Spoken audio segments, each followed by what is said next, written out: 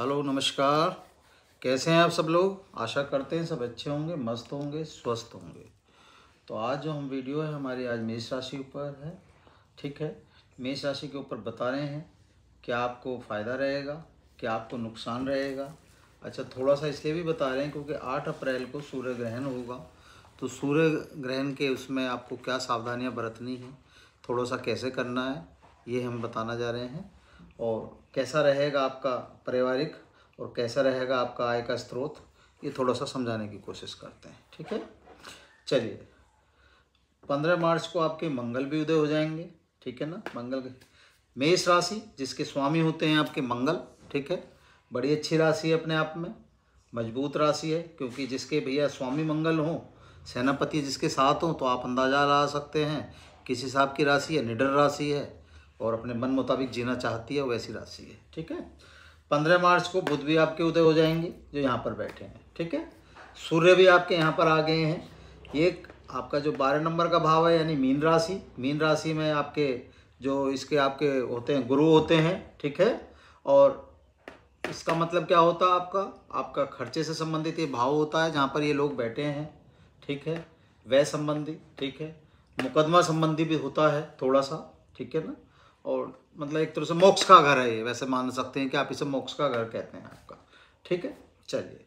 तो अब अगर यहाँ से देखते हैं हम लोग, तो राहु बुध सूर्य, भैया जब अगर यहाँ पर सूर्य आ गए तो आप समझ सकते हैं सूर्य अपने आप में एक प्रकाश है, प्रकाश देने का काम करते हैं आपके जीवन में। हर आदमी के उसमें प्रकाश का कार्य करते हैं और इनके सबके राजा भी हो गए, ग्रहों के राजा भी हो गए राहु बुध सूर्य। अगर बुध को हटा देते हैं तो दोनों आपस में मित्रता नहीं है, लेकिन अगर बुध आ गए तो यहाँ क्या हो गया, आपकी मित्रता हो गई।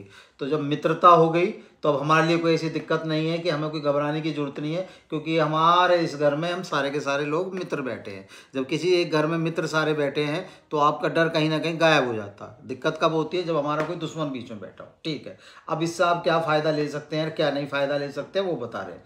एक तो इससे क्या फ़ायदा होगा भैया, जितने भी जो लोग इस समय विदेश जाना चाहते हैं या विदेश जा रहे हैं, विदेश में सेटल होना चाहते हैं या इंपोर्ट एक्सपोर्ट का कोई कार्य करना चाहते हैं, उनके लिए ये समय बहुत उचित है। वो अपना समय अपना मज़े में इस बात का निकाल सकते हैं। ठीक है ना, अपनी फाइल कहीं भी लगा सकते हैं, कोई दिक्कत नहीं है। अच्छा, इस समय आप थोड़ा सा एक काम और करेंगे, इस समय आप अपना जैसे भंडारे वगैरह लगाने का भी काम करेंगे। आपका थोड़ा सा भक्ति में भी आपका दिमाग रहेगा इस समय। ठीक है ना, तो इस समय आपका खर्चा चलेगा, लेकिन खर्चा ज़्यादातर बुरी चीज़ों में नहीं चलेगा, खर्चा अच्छी चीज़ों में चलेगा। ये चीज़ अच्छा है कि यहाँ जो खर्चा, अगर ये राहु यहाँ अकेले होते तो हो सकता था ये खर्चा आपका गलत जगह चला जाता, आपका है ना, किसी उसमें चला जाता, मुकदमे में चला जाता, वैसे चला जाता। लेकिन अब इन तीनों की वजह से, क्योंकि भगवान सूर्य भी यहाँ पर बैठे हैं, सूर्य आपके जीवन में प्रकाश फैलाने का कार्य करते हैं, पिता का कारक भी होते हैं। ठीक है ना, तो इस हिसाब से जो ये यहाँ पर ये घर हो गया हमारा, ये घर मजबूत घर हो गया इस समय हमारा। तो अगर हमारा कोई खर्चा भी होगा तो वो दान पुण्य में होगा, हमारे लिए कोई वैसे नुकसान नहीं होगा। ठीक है ना, बस इस घर की हमें कब ध्यान रखना है, हमें ध्यान रखना है इसका आपका एक तो 26 मार्च के बाद हमें ध्यान रखना थोड़ा सा, और एक हमें थोड़ा सा ध्यान रखना है क्योंकि बुध आगे चले जाएंगे, और एक हमें ध्यान रखना है आपका 8 अप्रैल को, क्योंकि 8 अप्रैल को सूर्य ग्रहण पड़ेगा। तो इसका उपाय हम बता देंगे क्या आपको करना है उस समय, क्या नहीं करना है। चलिए अब आगे जान लेते हैं कि मंगल आपके कहाँ पर बैठे हैं। मंगल बैठे हैं आपके लाभ के भाव में, आय के भाव में। इसका मतलब क्या हुआ, लाभ और आय के भाव में जब मंगल यहाँ बैठे हैं तो हर तरीके से आपको लक्ष्मी का आने का योग पूर्ण रूप से बनता दिखाई देता है। अच्छा, किस नंबर की राशि में बैठे हैं भैया, ये बैठे हैं आपके शनि के उसमें बैठे हैं। ठीक है ना, अगर शनि और मंगल को देखते हैं तो मित्र नहीं बनते हैं दोनों के दोनों। ठीक है ना, लेकिन क्या है भैया, राशि किसकी है, इनकी है, कारक कौन ये हैं, तो क्या है यहाँ ठीक रहेगा। ठीक है ना, हिसाब से इनका दिक्कत नहीं है। अच्छा, अब इनकी दृष्टि देख लेते हैं, 1 2 3 4 कहाँ पर आ गई, आपकी धन कुटुंब पर आ गई। किसका भाव है ये, धन कुटुंब का, धन का भी है कुटुंब का भी है। कौन सी राशि में आपके बैठे, 2 नंबर में। वैसे क्या हो गया यहाँ, वृषभ हो गया, वृषभ राशि होगी। तो वृषभ राशि हो गई, तो वृषभ राशि के कौन स्वामी हो गए, आपके शुक्र भगवान हो, शुक्र जी हो गए आपके। शुक्र और इनकी दोनों के आपस में क्या है, ये देवग्रह हो गए, ये कौन से आपके दानव ग्रह हो गए। तो अब यहाँ क्या ध्यान रखना है हमें, यहाँ हमें ध्यान ये रखना है थोड़ा सा कि हमें जो हमारे बुजुर्ग हैं, जो हमारे बड़े हैं, अपने घर परिवार में थोड़ा सा माहौल शांति का रखना है। ठीक है ना, क्योंकि दिक्कत हो सकती है कहीं ना कहीं, थोड़ा सा समय दिक्कत हो सकता है, वैसे कहीं हिसाब नहीं, लेकिन क्या है भैया फिर भी थोड़ा सा संभल के चलें, और ख़ासकर कब संभल के चलना है, हमें 8 अप्रैल हमने ले रखा है। 8 अप्रैल के आसपास हमें हर चीज़ों का ध्यान रखना है, उससे 2-4 दिन पहले 2-4 दिन बाद तक, क्योंकि असर रहता है जब सूर्य ग्रहण आएगा, ठीक है ना। बाकी कोई दिक्कत नहीं है, बस ये थोड़ा सा हमें विशेष ध्यान रखना है, ठीक है। अब हमने क्या देखा, 1 2 3 चौथी दृष्टि देख ली, अब इनकी 7वीं दृष्टि देख लेते हैं। चौथी हो गई, 5वीं, 6ठी, 7वीं, कहाँ पर आ गई, हमारे संतान, बुद्धि और भाग्य पर, ठीक है। संतान बुद्धि, कौन सी राशि बैठी है यहाँ पर बैठी है आपकी सिंह राशि। किसका घर है ये अपने आप में, वैसे भी ये अपना सूर्य भगवान का हो गया। और सूर्य भगवान कहाँ है, सूर्य भगवान आपके इस समय वैसे भी उसमें बैठे हैं। और सूर्य भगवान और मंगल क्या हो गए आपस में, मित्र भी हो गए, क्योंकि दोनों देवग्रह हैं। तो यानी इस घर से हम इस समय पूर्ण रूप से फ़ायदा ले सकते हैं। पूर्ण रूप से फ़ायदा कैसे ले सकते हैं, तो अब क्या होगा, यहाँ से अगर इन दोनों का हम कॉम्बिनेशन देखते हैं तो अब हमारी बुद्धि हमारी ठीक काम करेगी। यहाँ क्यों ठीक काम करेगी, इस समय हमें बुध भी साथ दे रहे हैं, सूर्य भी साथ दे रहे हैं, देने को राहु भी साथ दे रहे हैं, अभी पूरा साथ देंगे, ठीक है ना। अब अगर हम यहाँ से इस दृष्टि को देखते हैं तो आपका बच्चों के लिए बहुत सही समय है, बच्चों के लिए कोई दिक्कत नहीं है, पढ़ाई लिखाई के लिए कोई दिक्कत नहीं है, ठीक है ना। और आपका भैया बुद्धि पूर्ण रूप से काम करेगी, भाग्य पूर्ण रूप से काम करेगा। जितनी मेहनत करोगे उससे ज़्यादा का मिलेगा।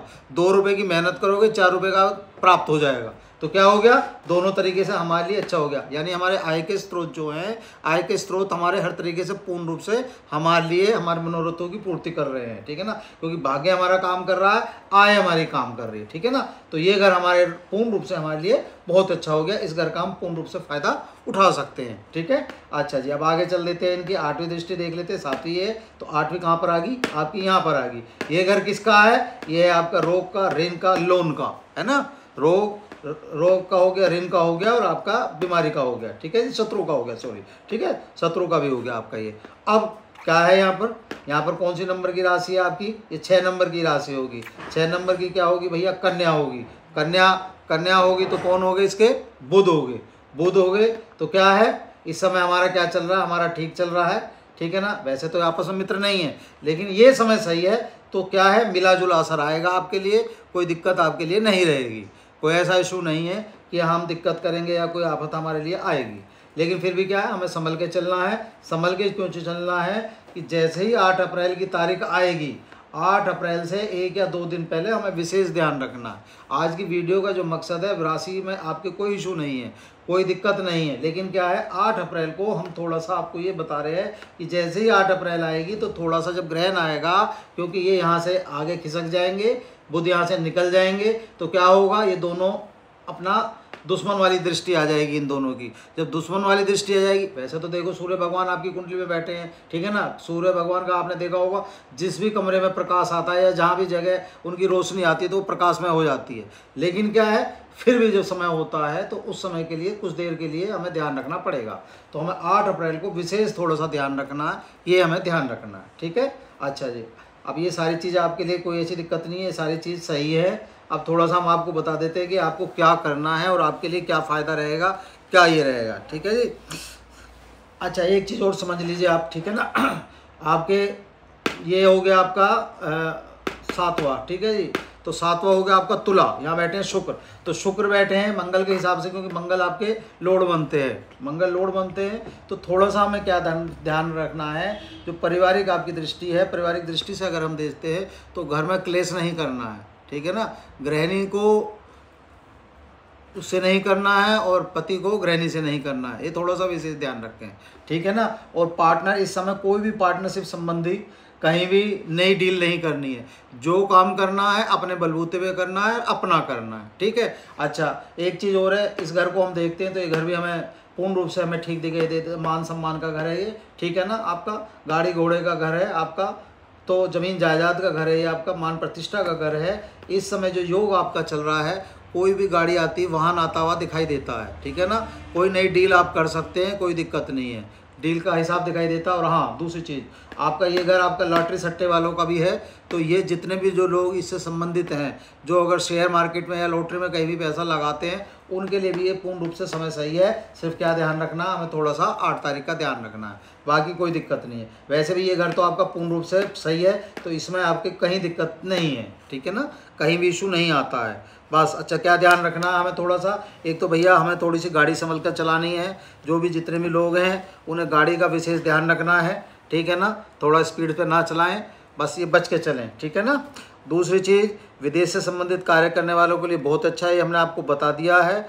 और आपका पार्टनर संबंधी आपको थोड़ा सा ध्यान रखना है कि म्यूचुअल अंडरस्टैंडिंग बना के चलें, मतलब अपने गृहस्थ में भी और अपने पार्टनरशिप में भी और अपने बॉस से भी, जहाँ भी आप काम करते हैं, ठीक है ना।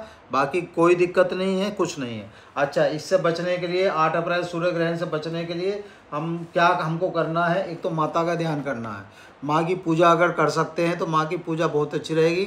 दुर्गा सप्तशती पढ़ सकते हैं तो बहुत अच्छी है।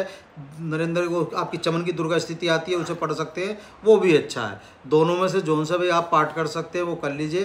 पहला अध्याय कर लें, दूसरा अध्याय कर लें, 13 अध्याय कर लें, पूरी किताब पढ़ लें, कोई दिक्कत नहीं है।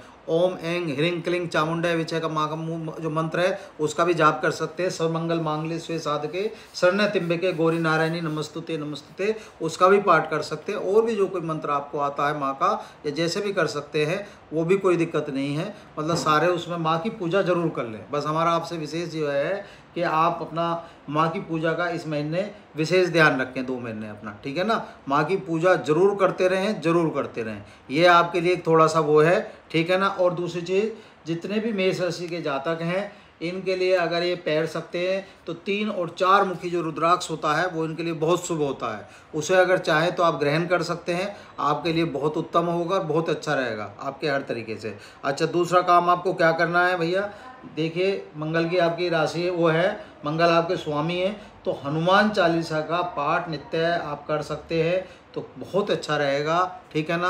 और मंगल के बार आपको क्या करना है, मंगलवार के दिन 5 लड्डू हनुमान जी को चढ़ाने हैं। इस काम को आप हमारे कहने से कर लें, जितने भी जातक हैं हमारे भाई बहन हैं, तो बहुत आपके लिए शुभ होगा और बहुत उत्तम होगा, ठीक है। और सूर्य भगवान आपके आए हुए हैं तो सूर्य को अर्घ देने का काम आप करते रहें, वैसे भी ठीक है आपके हिसाब से, वैसे भी ठीक है, क्यों, दोनों के दोनों देवग्रह हैं, तो उस हिसाब से भी आपकी राशि के हिसाब से भी सूर्य भगवान की पूजा कहीं बुरी नहीं है, किसी के लिए भी बुरी नहीं होती, लेकिन आपके लिए तो वैसे भी उत्तम है।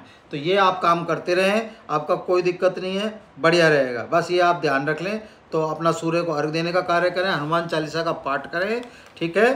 बस इतना आप कार्य कर लें हमारे कहने से, देखिए सब अच्छा होगा। 8 अप्रैल को हम पुनः आपसे फिर प्रार्थना कर रहे हैं, 8 अप्रैल को थोड़ा सा ध्यान रखें, माँ का पूजा पाठ किसी भी तरीके से करते रहें। वीडियो अच्छी लगे तो प्लीज़ लाइक करें, शेयर करें, धन्यवाद।